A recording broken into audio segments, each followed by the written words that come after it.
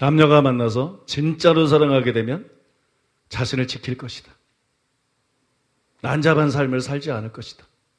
한 남자가 정말로 한 여자를 사랑한다면 자신을 지킬 것이다. 또 한 여자가 정말 한 남자를 사랑한다면 자신을 지킬 것이다. 신앙도 이와 같은 것이다. 우리가 예수님을 사랑하면 자신을 지킬 것이다.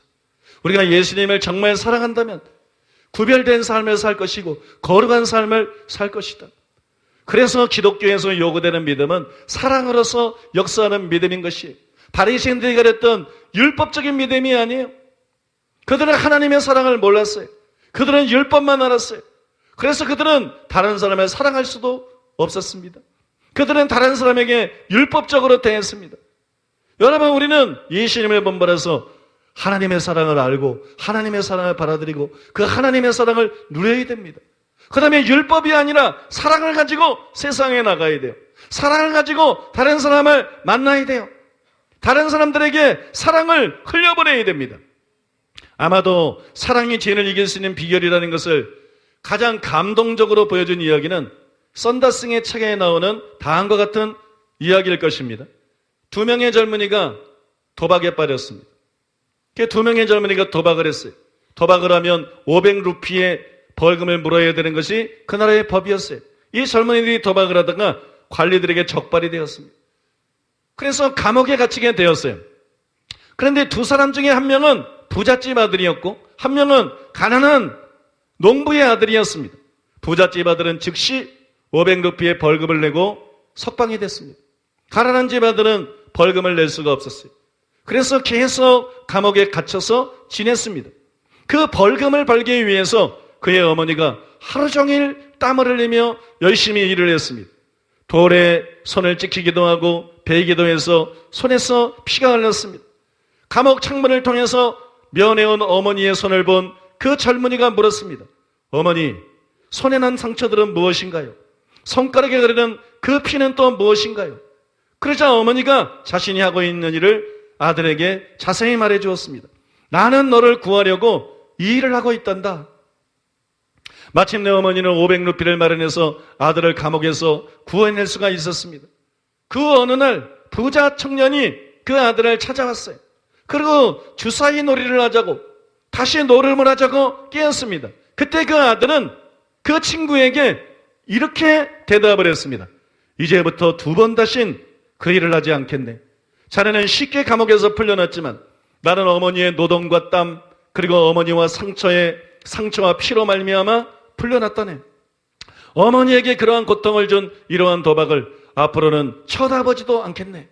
이 일화를 소개하고 난 다음에 썬더싱이 이렇게 썼습니다.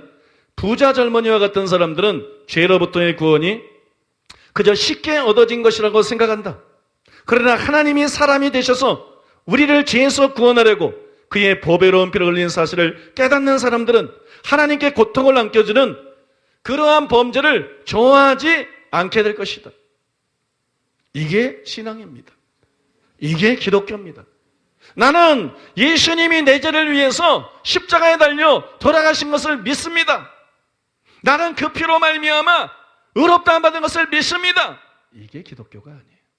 여기서 멈추는 건 가짜예요. 예수님이 나를 구원하기 위해서 십자가에서 죽으셨으므로 그 사랑을 생각할 때 나는 더 이상 죄를 지을 수가 없다. 나는 이제 이 죄를 회개하고 끊어버려야 되겠다. 이제부터는 하나님 말씀대로 살 것이다. 이것이 기독교입니다. 이것이 기독교고 이것이 신앙입니다. 사랑하는 여러분, 예수님은 이 청년의 어머니와 비교할 수도 없는 심한 상처를 갖고 있습니다. 예수님의 등은 채찍에 길게 파이고 이마는 날카로운 가시관의 가시들에 찔렸습니다.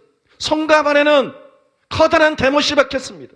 그리고 허리에는 창자국이 있었습니다. 우리가 이런 예수님의 죽음, 이런 예수님의 희생 때문에 구원을 받았습니다.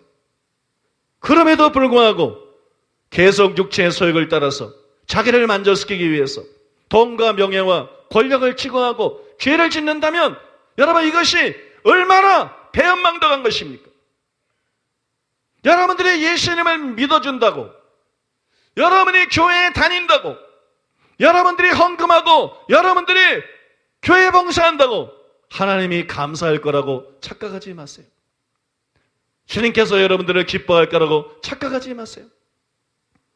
여러분들이 여러분들을 구원하기 위해서 독생자를 세상에 보내신 그 하나님의 사랑, 여러분들을 구원하기 위해서 십자가상에서 가장 처참한 고통 가운데 돌아가신 예수님의 사랑과 희생, 이것을 기억하고 주님이 나를 죄 가운데서 구원하려고 이런 고통을 당했는데 내가 어떻게 주님을 십자가에 못 박은 죄를 계속해서 지을 수가 있겠는가?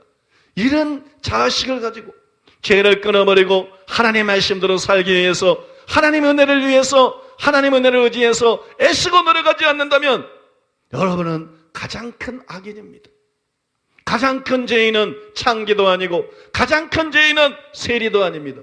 가장 큰 죄인은 하나님의 사랑을 알고도 예수님의 십자가의 희생을 알고도 연연히 이기적으로 그 피로 천국 가기만을 바라면서 이 땅에서는 여전히 자신의 욕심을 충족시키기 위해서 죄를 지으면서 사는 기독교인들이고 목사들입니다.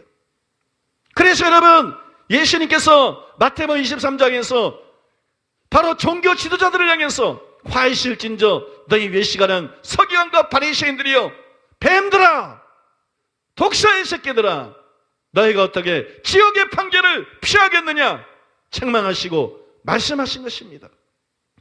사랑하는 여러분, 기독교의 믿음은 사변적인 믿음이 아닙니다. 복음이 무엇인지 단순히 이해하고 나는 이것이 진리임을, 나는 이것이 사실임을 믿습니다. 이것이 기독교의 믿음이 아니고 이것이 기독교가 아닙니다. 기독교의 믿음은 십자가에 나타난 하나님의 사랑을 깨닫는 것입니다. 바울이 기도한 대로 그 사랑의 넓이와 그 사랑의 높이와 그 사랑의 깊이와 그 사랑의 길이를 깨닫는 것입니다. 그 십자가의 사랑 속에 우리가 녹아지는 것입니다. 그리고 그 사랑을 생각하며 내가 어떻게 다시 죄를 지을 수 있겠는가? 이제 나는 주님을 위해 사는 것이 마땅하다. 나는 이제 주의 말씀에 복종하며 사는 것이 마땅하다. 애쓰는 것이 기독교인 것입니다. 기독교는 사랑으로서 역사는 믿음일 수밖에 없고, 사도 바울이 말한 것처럼 기독교는 진정으로 사랑으로서 역사는 믿음뿐인 것입니다. 사랑으로서 역사는 믿음뿐이에요. 그것이 여러분 기독교입니다.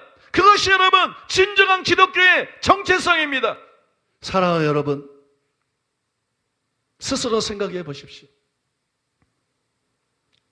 하나님께서 독생자를 보내셨는데, 예수님께서 십자가상에서 생명을 내려놓았는데 우리는 어떻게 그렇게 쉽게 죄를 짓습니까? 우리는 어떻게 그렇게 쉽게 유혹에 굴복합니까? 그것이 옳은 것입니까? 그것이 바른 것입니까? 그것이 얼마나 악한 것인지 다시 한번 생각해 보십시오. 그것이 얼마나 배은망덕한 것인지 다시 한번 생각해 보십시오. 그것이 얼마나 심각할 정도로 이기적인 것인지 다시 한번 생각해 보십시오. 그리고 여러분, 이 시간에 그 하나님의 사랑을 깨닫고 이 청년의 어머니의 사랑과 비교할 수 없는 무한대로 그것을 능가하는 십자가에 나타난 하나님의 사랑, 십자가에서 보여준 그리스도의 사랑을 깨닫고 결단하시기 바랍니다. 하나님의 사랑에 나는 이기심으로 반응하지 않겠습니다. 이 시대의 서기관들, 바리새인들처럼 하나님의 사랑에, 십자가의 사랑에 그거 믿고 천국이나 가려고 하는 나는 이기심으로 반응하지 않겠습니다. 그거 믿고 의롭다함이나 받으려고 하는 나는 이기심으로 반응하지 않겠습니다. 하나님의 사랑에 나는 사랑으로 반응하렵니다. 십자가의 사랑에 나는 사랑으로 반응하겠습니다. 그래서 사변적으로 주님을 믿는 것이 아니라 사랑으로 나타나는, 사랑으로 일하는, 사랑으로 표현되는 믿음을 갖겠습니다. 그런 믿음을 가진 진정한 신자가 되겠습니다. 주님, 이 시간 결단하고 은혜를 구하오니 도와주시옵소서. 성령을 부어주시고 성령을 통해서 하나님의 사랑을 깊이 계시하시고 그를 통해서 내 사랑, 내 마음속에 하나님의 사랑이 풍성하게 부어지게 주시옵소서. 이기심이 제거되게 하시고 욕심이 제거되게 하시고 진정으로 하나님을 사랑하게 하여 주시옵소서. 진정으로 사람을 사랑하게 하여 주시옵소서. 사랑받아 싸우니 이제 사랑하며 살게 주시옵소서. 사랑받은 자로서 사랑하면서 사랑의 열매를 풍성하게 맺으면서 남은 인생을 살아갈 수 있도록 결단하오니 은혜를 베풀어 주시옵소서. 우리의 들은 말씀 기억하면서 이런 기도 제목으로 7분간 하나님 앞에 기도하겠습니다.